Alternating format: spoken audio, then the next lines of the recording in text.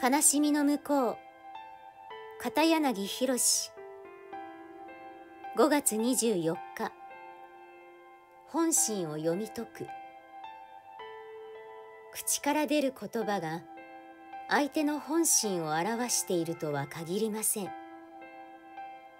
なぜこの人はこの言葉を発せずにいられなかったのだろうと考え、その理由を相手の表情や仕草、行動から読み解くとき、私たちは初めて相手の思いに触れることができるのです。